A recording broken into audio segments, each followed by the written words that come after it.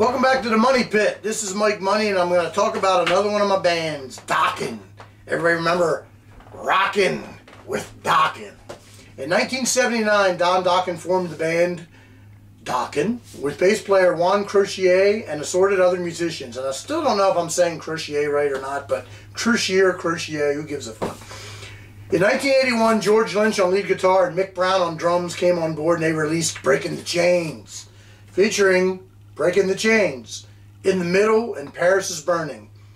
While in Germany that year, Don would end up supplying background vocals on the Scorpions' Blackout album. Did you know? A lot of people didn't know that.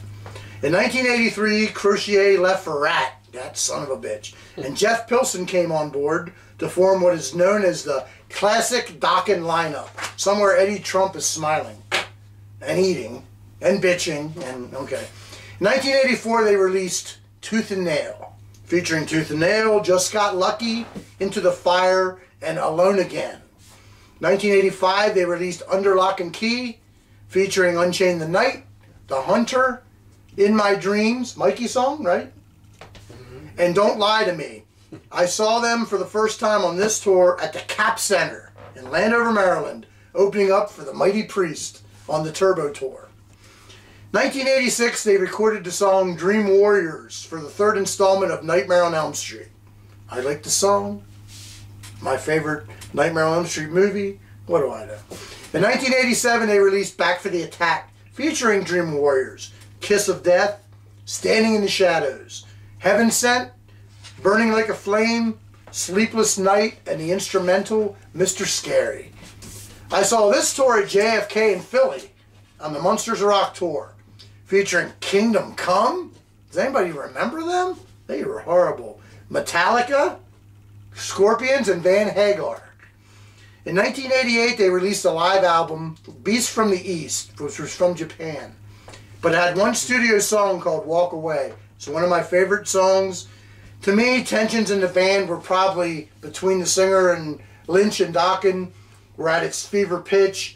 Maybe that's why I like the song. If you listen to it, it's almost like a breakup thing. And guess what? They broke up in 1989. In 1990, Don released a solo album called Up From the Ashes. It had Mirror, Mirror, and Stay. At this time, George Lynch formed Lynch Mob and released Wicked Sensation, featuring Wicked Sensation, River of Love, one of my favorites, She's Evil But She's Mine. What the fuck more do you want, right? No Bed of Roses, and Through These Eyes.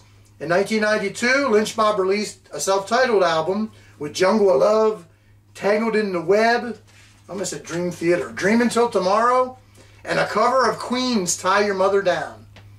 In 1993, Don was supposed to release another solo album titled Dysfunctional. Gee, that makes sense after what I'm saying about the band. But the record company brought back the classic lineup, and it was released as a Dokken album with Inside Looking Out, Too High to Fly, been there, and a cover of Emerson, Lake and Palmer's From the Beginning.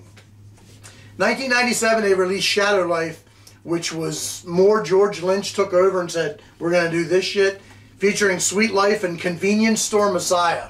Not a good song, but I love that title. The band basically, that album sucked. The band fired George Lynch in late 97.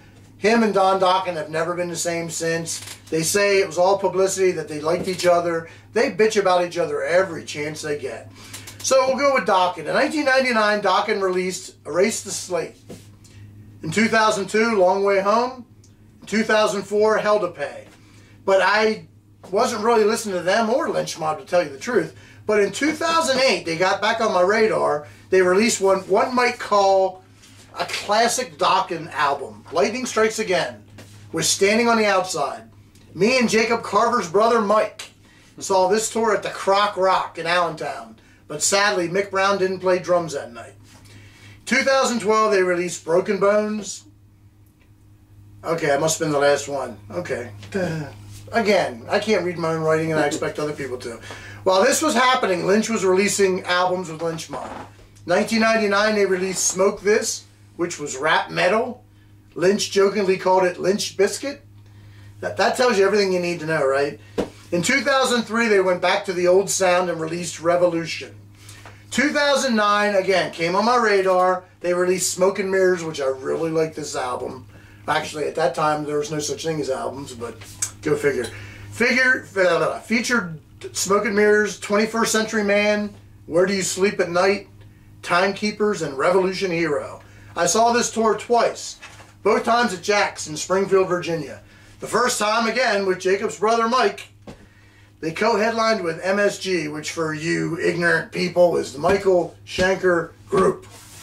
Somebody's going, no it isn't, it's Macaulay Schenker Group, fuck you. And anyway, it was Michael Schenker Group.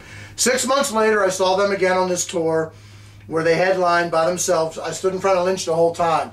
This was like a guitar player's dream because you're sitting there watching him play every Dokken solo. And I mean, if I was a guitar player, I probably would have had a heart on this big. But I'm not, so it was only that big. Still awesome. One of my favorite Jack shows.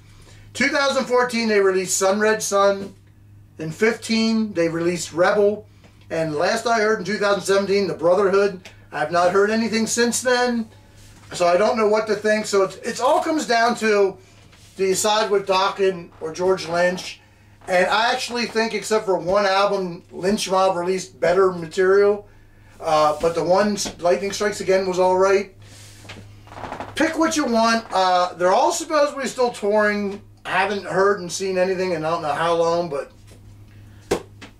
like I said, I would have took Lynch's side in this just because for years they kept saying, we're going to get the band back together. As I joked earlier, Don Dokken made this comment more than Kevin Nash did. Hey, I'm getting the band back together.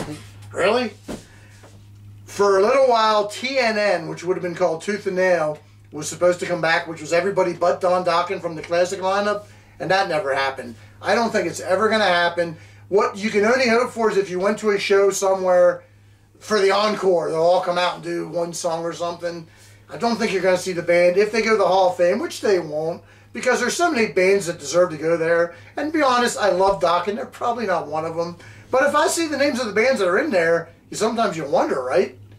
So who knows? Anyway, Dokken, whether you like it, whether you don't like it, learn to love it because it's the best thing going today. Woo! All right. Mike Money saying goodbye. The Money Pit. I will see you next time.